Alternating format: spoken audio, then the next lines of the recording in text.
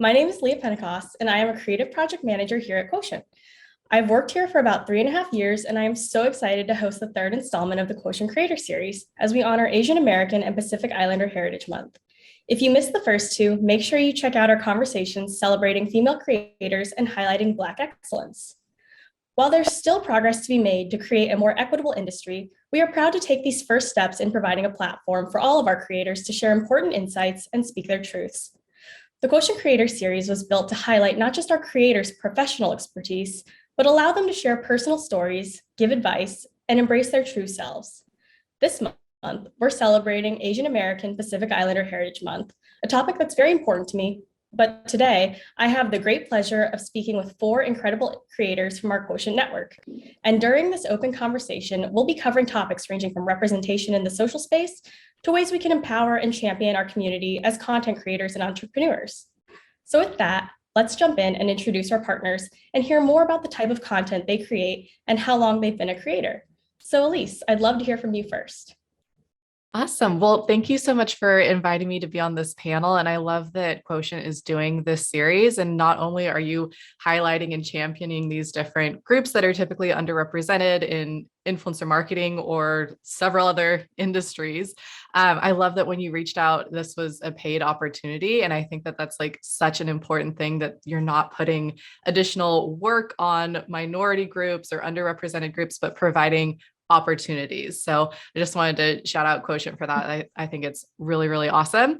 My name is Elise Armitage. I write the travel and lifestyle blog, What the Fab, and I started blogging in 2012. So it's been a decade now. And it's just been really exciting to see how both the influencer marketing industry has changed and also my own voice and the content that I create and cover, and kind of, moving into other mediums as well. I have a podcast now. I have some digital products. So it's just been really, it's a very fast changing industry, and it's just been really fun to be a part of.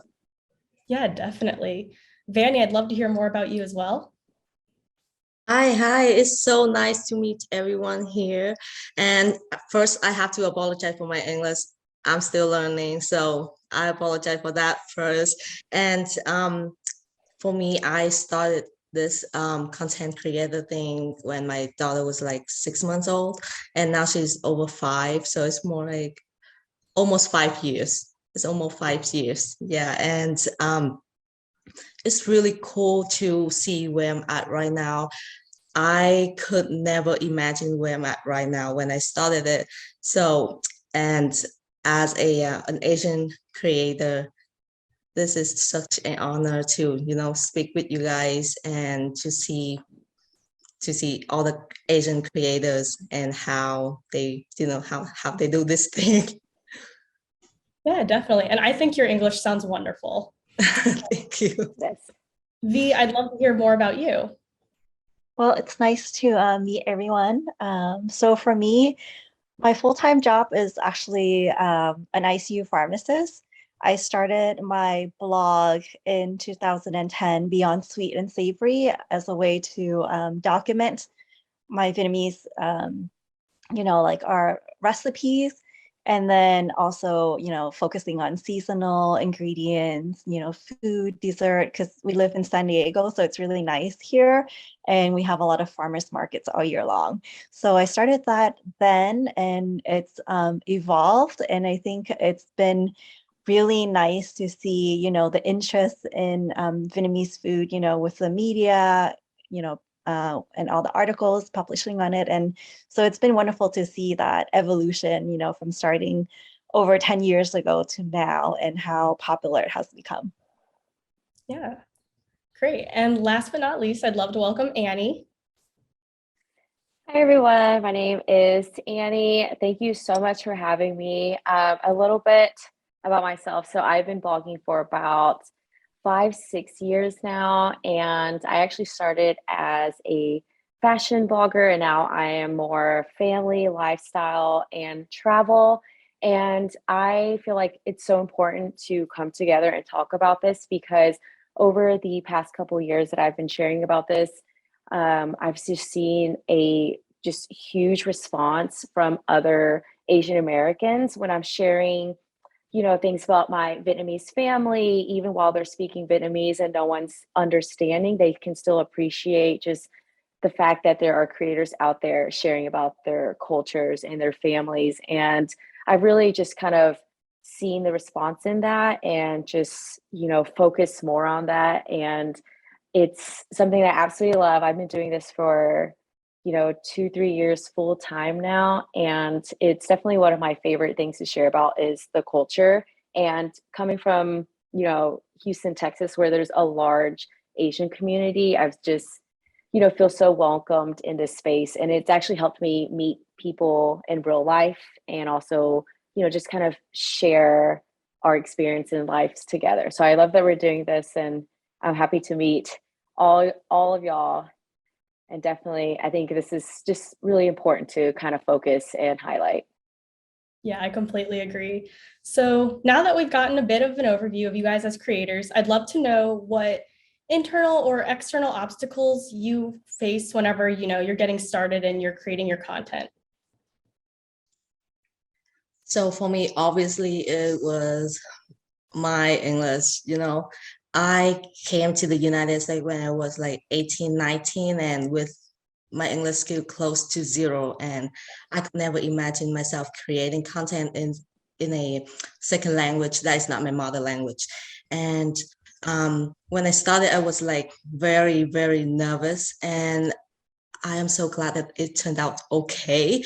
And just like Annie said, I am so surprised that people actually,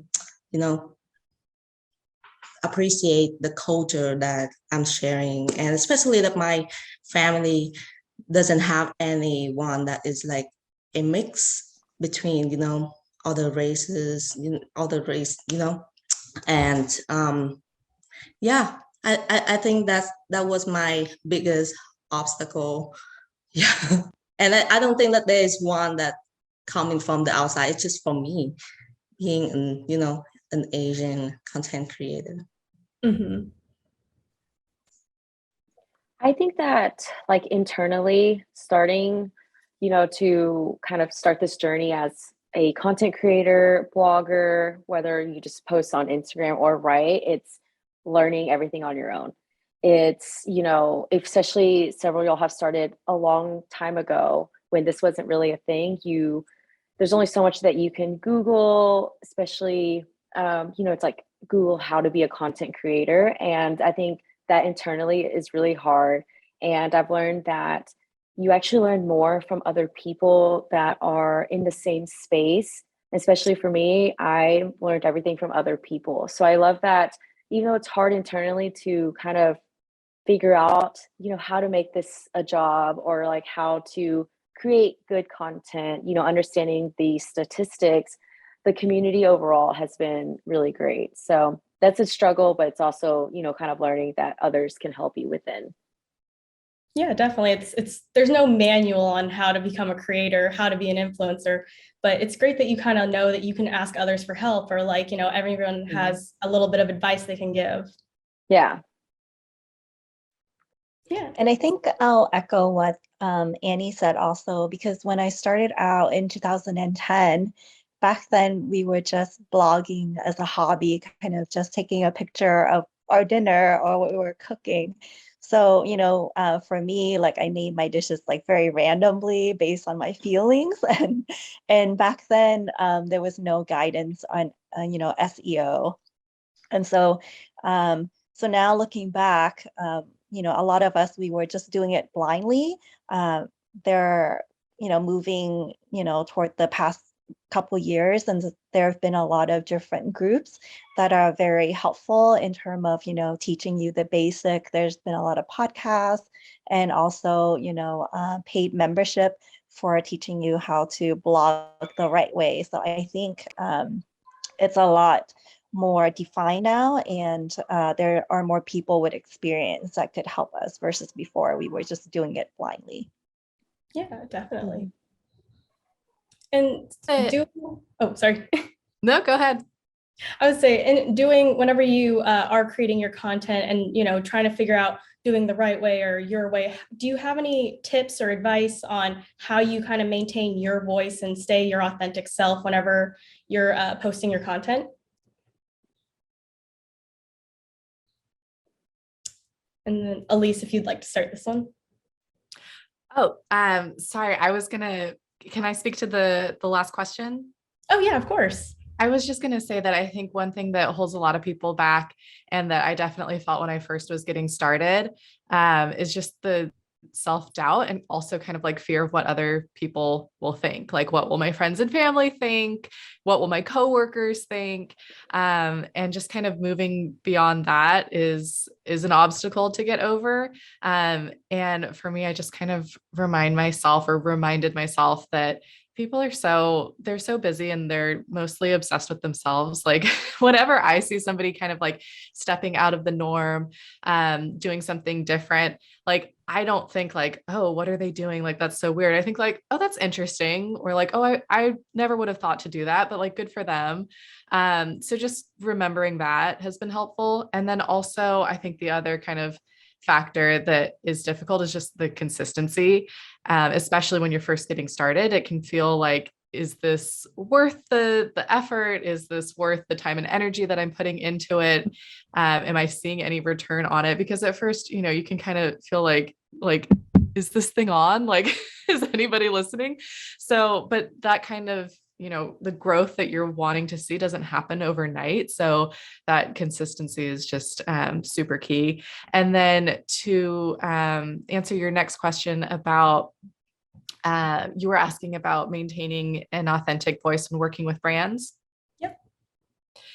Yeah. So I mean, I think when I'm working with a brand, I am assuming that the reason that they're working with me is because they want me to share their brand, their product, and the destination, whatever it is, with my specific voice and my perspective. And so I just kind of try to think about, how does this fit into my daily life? Like, how can I share it through my lens? And then this doesn't happen very often, but if I'm working with a brand and they're kind of pushing back on something, they want me to change something in the caption that doesn't feel like me, I just let them know, like, my audience is going to read this and feel like it's a bit off, and like neither of us want that.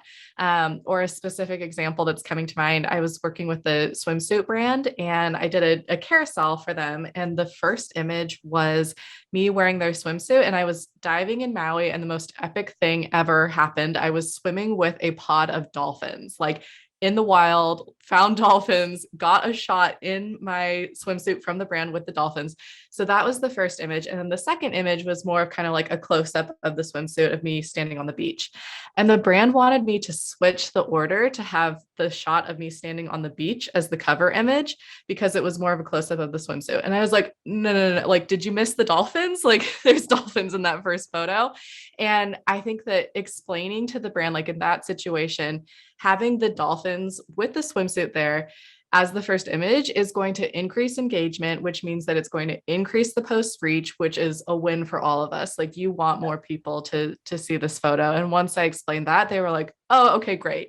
Let's go with that. So thinking about how you can also explain it so that the brand understands, like, this is a win-win. This is how the post is going to be the most successful, which is what we both want.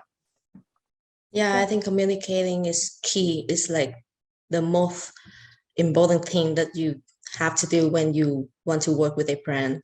And most of the time that I work with a brand on agencies or a platform, in the marketing campaign, they usually want to incorporate key messages into the caption. And lately, I've been trying to minimize that because I know that my follower will, skip it if it's like too much in it. It's not my voice anymore, like Elise say.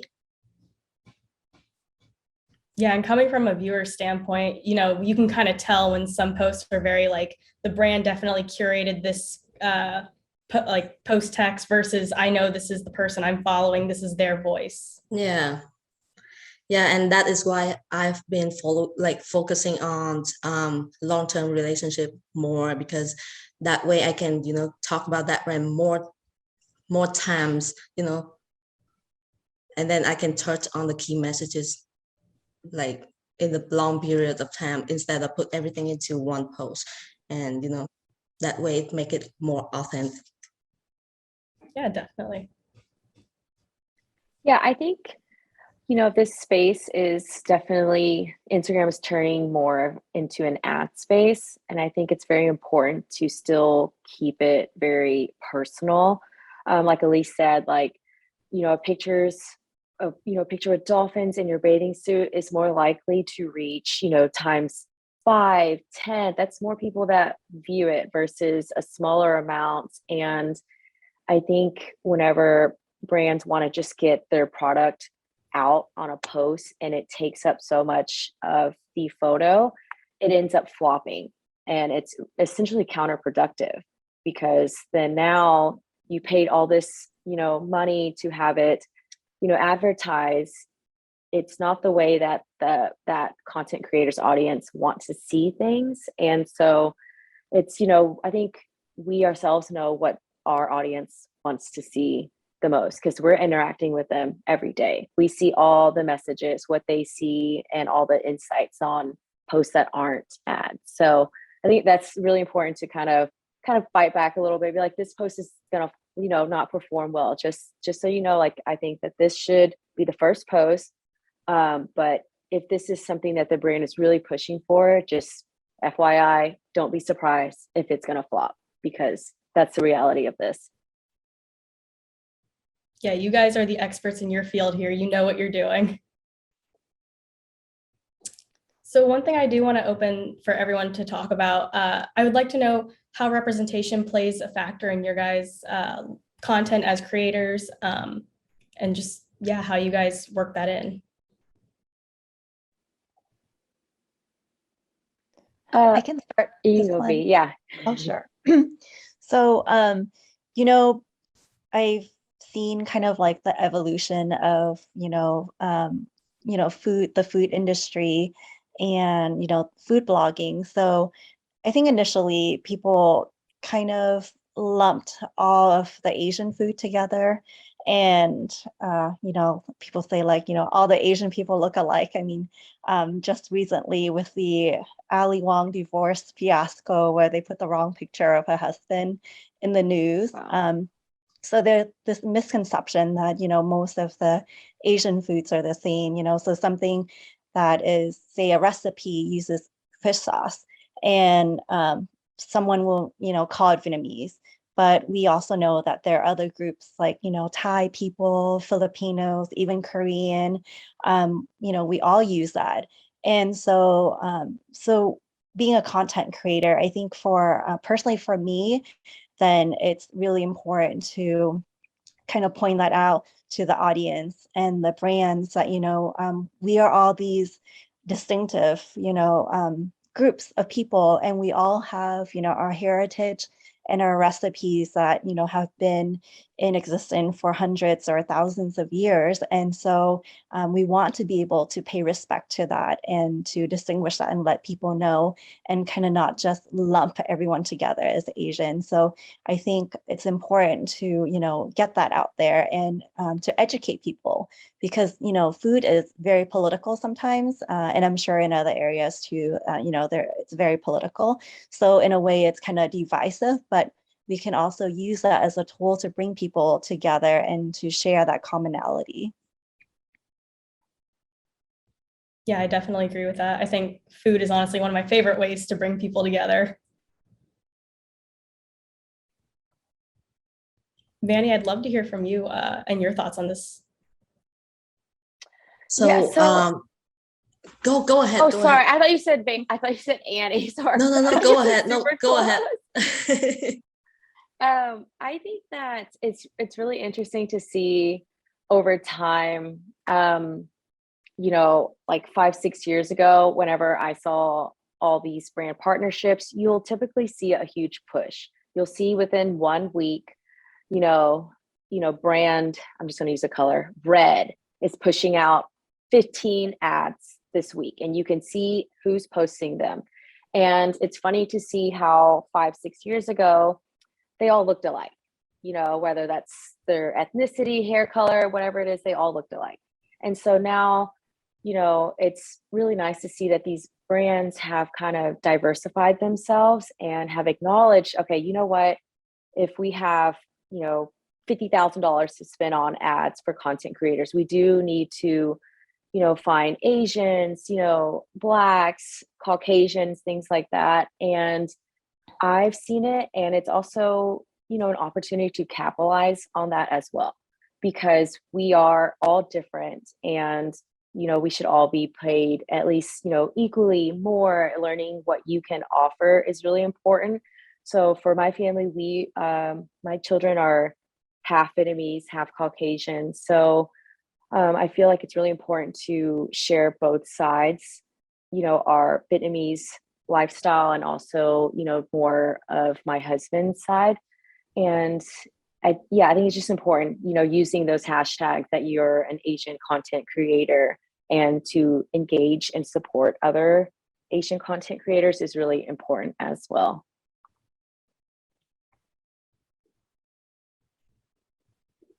Yeah, I think that, white can so often be the default. And like Annie was saying, 5, 6 years ago, it definitely was when you're looking at influencer campaigns that would launch. So just putting myself out there is important for that. And then also just not being afraid to speak about issues and use my platform for conversations other than travel guides and sharing fashion. I love both of those things, but I also think it would be a waste to not use my platforms to talk about other topics that are really important to me as an Asian content creator as well. So, for example, last year when we were seeing hate crimes against Asian Americans on the rise, and there were those targeted shootings in Atlanta, I knew that that was something that I wanted to speak about. And so I did a podcast episode talking about the situation with several close family members and friends who are all Asian American women, which was, first of all, just like very cathartic for me, but also hearing and seeing the response from it was pretty awesome. It was obviously very different than my usual content, but like I said, I feel like it would be a waste to not use my platform to further those types of conversations. And I heard that the episode was used as a discussion topic and springboard for a media class at UC Davis. And my husband was joking, like, did you ever think that What the Fab would be required reading or listening for like a class at UC Davis? But it was really exciting and fulfilling to see how that conversation was sparking other conversations around an issue that is obviously really important to me and everyone in this on this panel. Yeah, definitely. And for me also, content like that was what I really needed to see to just understand that I'm not alone in this, that, there were hard things happening in the world, but I was not the only one going through it or feeling a certain type of way. And that it was just really inspiring and helpful to hear all that. Yeah, I think it creates a space. I think everyone, can feel it, but they just don't know how to express it. And when one person opens the door, then people can feel like they can speak, or they can have conversations and kind of get their thoughts out there. Just relate, is a really big factor. Yeah, all it takes is one conversation. Mm-hmm.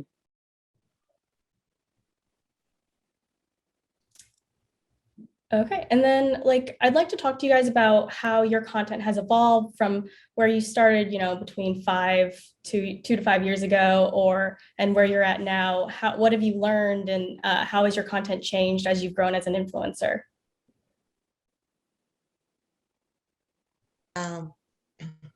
I actually make a real video showing my content then and my content now, and it was like so funny to look at.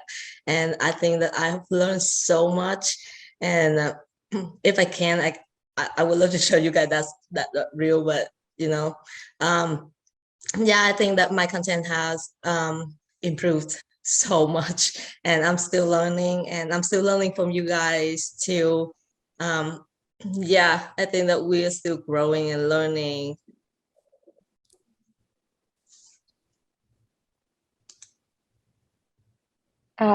I can go next. So for me, I think it's mine content has evolved significantly.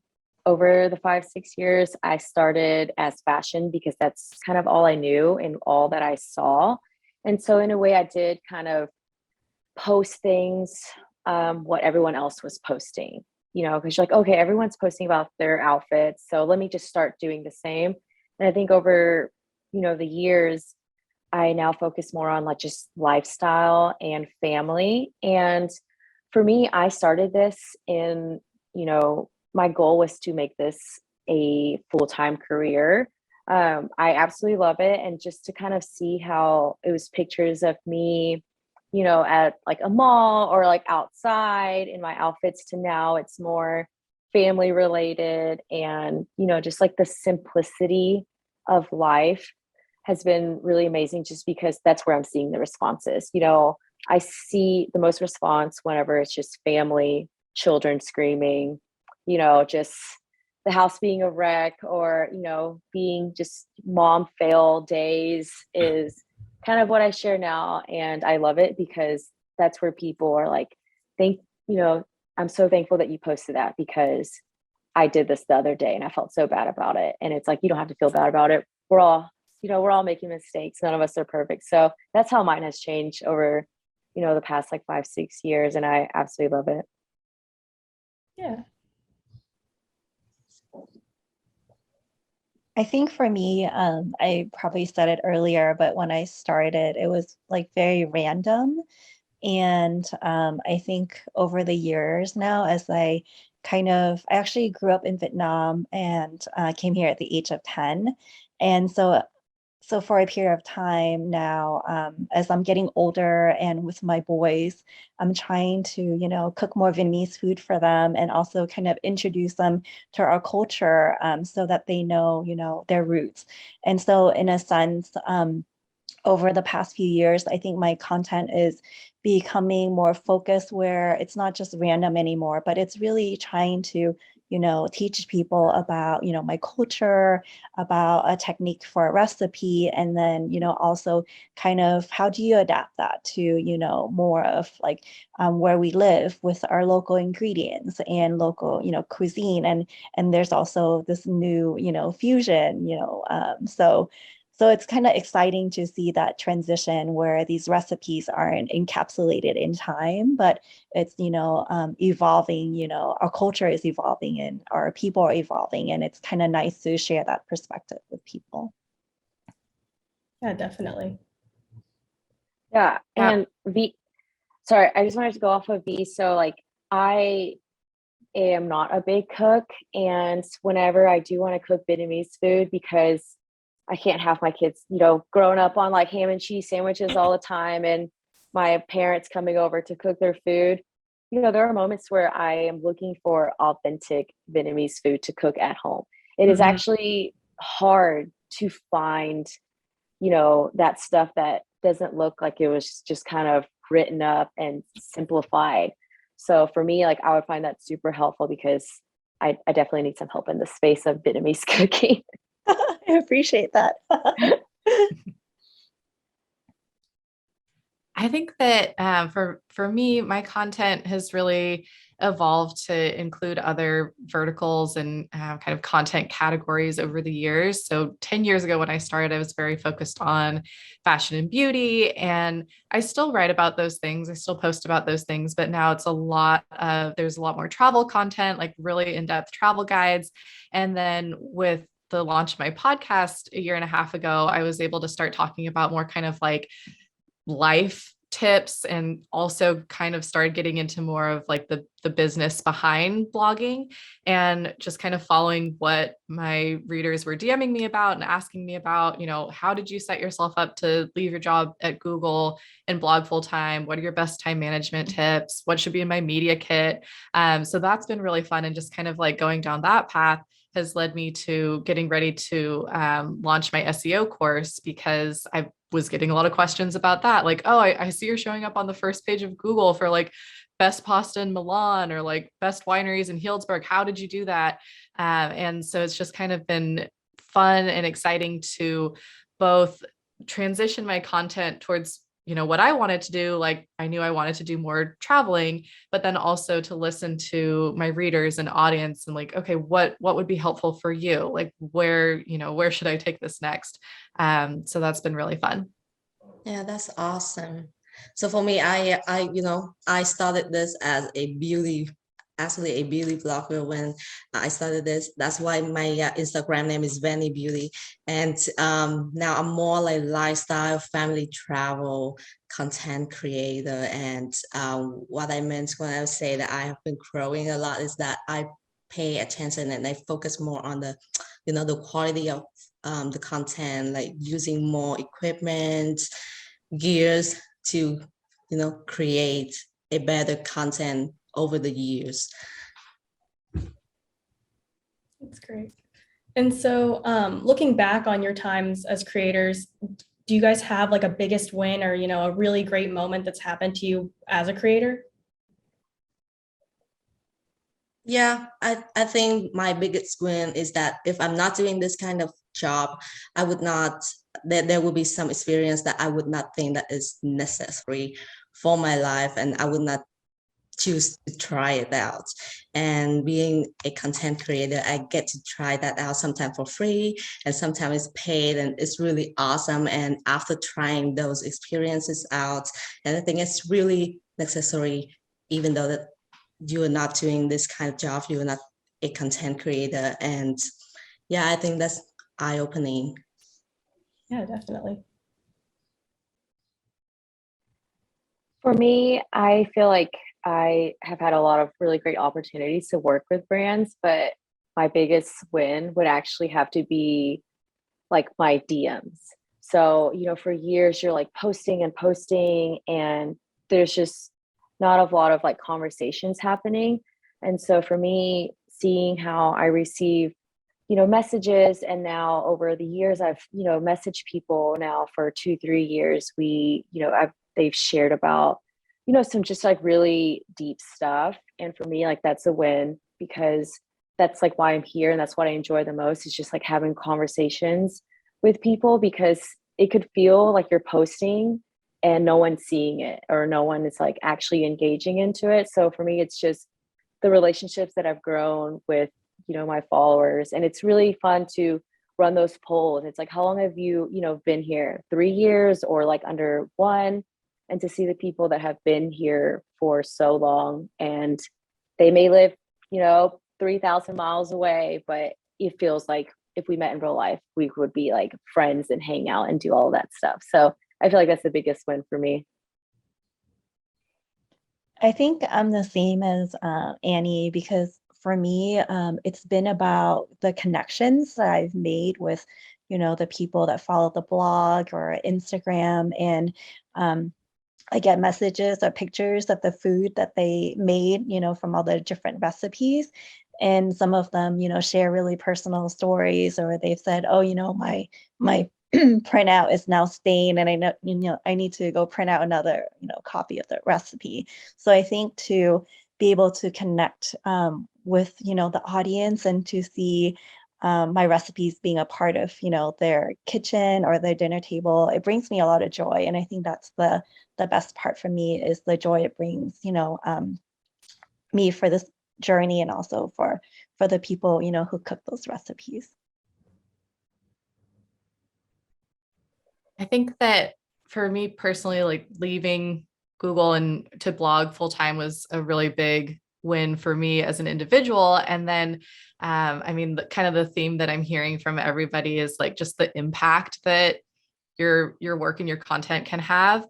And yeah, anytime I am tagged in a story or get a DM that's like, I read your travel guide and I did XYZ from it, and we had the most amazing honeymoon or whatever that is, that always feels amazing. And then hearing people, I've had, especially during the pandemic, getting messages like this podcast episode changed my life because it changed my perspective, and I am going to quit my job and do, what I truly want to do.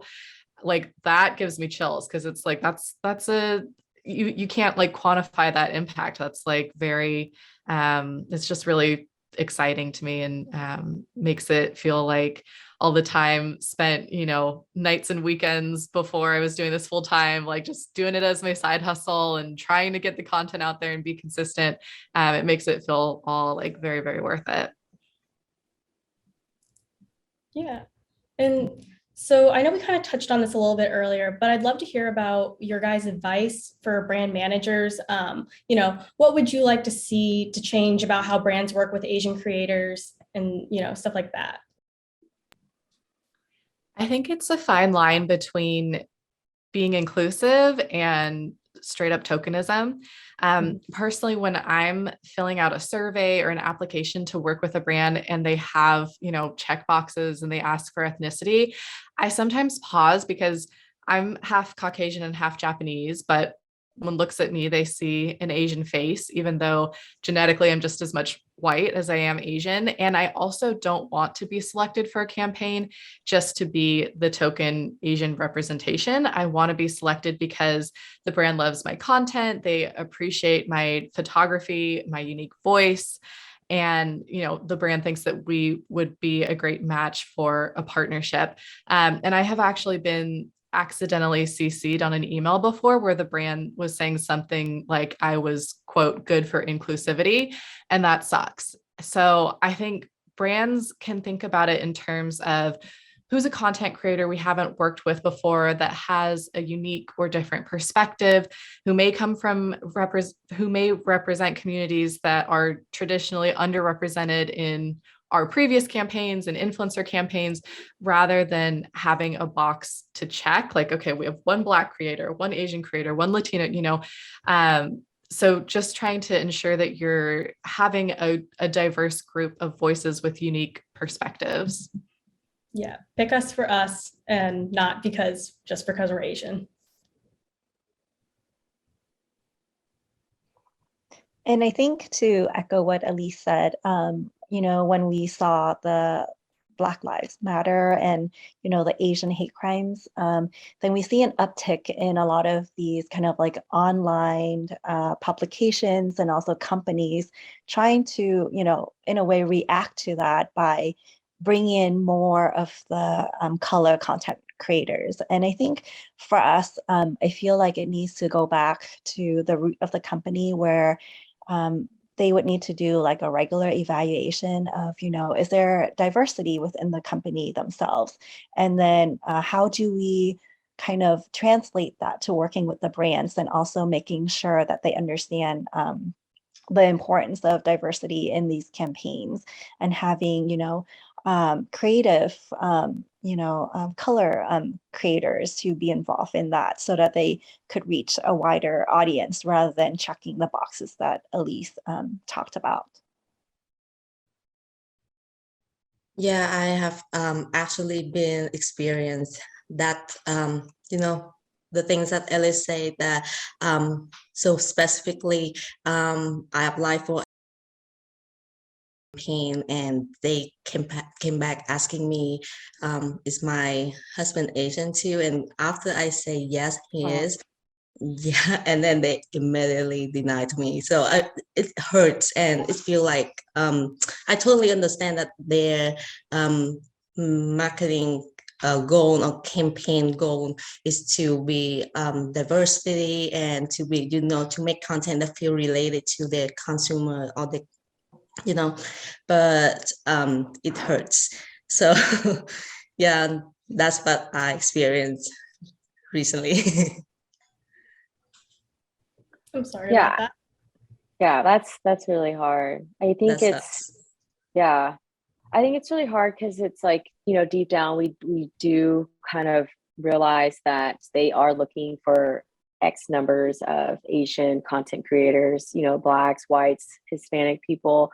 And I think it just needs to be a little bit more careful. I have several close, friends that are also content creators, and like we talk, and it's funny to see how, this brand will reach out to me and another Asian content creator, and they're like, okay, we would love to send you in to the client for it to get approved. and you'll see that one of us has been chosen. Sometimes it's me, sometimes it's my friend, but it's very obvious that they just needed one of us, right? Because we're both Asian, both from the same city. So I think it's like they just need to be a little bit more careful about that. And it's like, you know, just give more opportunities, not just pick one and see which one the brand wants the most of a category for Asians, a categories for Caucasians, XYZ. Because I mean, I've seen it several times. So I think it's just, you know, to be a little bit more just like open about it, and just, you know, at the end of the day, we're not going to know, but just to be, I guess, fair and equal about the decisions that they're making, not just because of the way that we look and stuff like that, just mostly on our content and, you know, engagement, the actual stats of it. Yeah. And I guess from what I've seen is brands typically have no problem having, you know, multiple white people from the same area. But whenever it's two Asian people from the same area, we have to pick one or the other. And I'm like, I don't see why. Yeah. And I think they don't think that we know that, but I've seen it. So, you know, if we see it, other people see it. So definitely. Well, I want to thank you all so much for sharing. I love that we have this space to talk about these types of things. And one last question I have for you all, if you would like to share another Asian creator in the space that you would like to, you know, give a little shout out to. For me personally, I am actually trying to become a pilot. And so, you know, whenever I first started, I had these kind of, you know, self-doubts. I wasn't sure if like I could do it because I was like, I don't see other, you know, especially women, Asian females doing this, and they're not as prominent. So I was like, not sure if I could do it. But then I saw her name's Cooper, the pilot. And I was seeing she was doing something that I wanted to do and even more beyond that. And it was just really inspiring to say, yeah, there's someone who looks like me, who's doing what I want to do. And I don't know, it's just influencers have a lot of power. And I don't know if they realize that or not, but like, I think you guys are all very influential, obviously, because you're influencers, but I want to say thank you because you guys really do, like, you're someone to look up to, your role models, honestly, for people like me. Thank you. So for me, I've been inspired by a girl who is creating content about showing people how to do photos, how to create videos, how to create content. And I think that she's very helpful, and her content is absolutely beautiful. And her handle is Tram. I'll spell it because it's in Vietnamese, like TRAMNBLE, and she's absolutely gorgeous. And her style is more showing more of a Vietnamese girls and how Vietnamese girl in Vietnam looks like. So that's I love that about it. I love that about her a lot. So I want to give her a big shout out. For me, my friend Hong Kim, her handle is HKCUNG. I absolutely love her. She is Vietnamese, and for me personally, like I feel like I'm very Americanized. I can't write or read Vietnamese. I can't obviously cook Vietnamese food. So it's really amazing to see her page, is because she shares, she's a Buddhist, and she just had a wedding, and she put so many traditional Vietnamese values and ceremonies into this wedding. And she's constantly sharing, you know, just educating others on, why do we have this ceremony? Why do we do this? You know, this is the day, you know, that, you know, a great grandfather passed away, but we still celebrate it today, but it's not a celebration. So, you know, it's stuff like that that she shares, and just absolutely why I love her. I would like to shout out my friend Ellen Yin on Instagram. She's at Miss Ellen Yin. She is amazing. She's a first generation Chinese immigrant, and she runs a $1 million company helping service providers make their first 10K month. And whether you're, you know, a service provider or a content creator, influencer, she shares so many just great tangible business tips. And she's a huge proponent of financial transparency. So she actually was my inspiration for starting to publish quarterly income reports on my podcast, which has been a huge like hit with other influencers, because there aren't a whole lot of, female influencers in the space that are publishing their financial reports and like breaking down their income streams. And, you don't know what you don't know. 5 years ago, I didn't know that I could make as much money as I do just having ads on my site and focusing on SEO. And somebody told me that. And now that's a whole new revenue stream for me. So that's something that she has really championed and speaks super transparently about.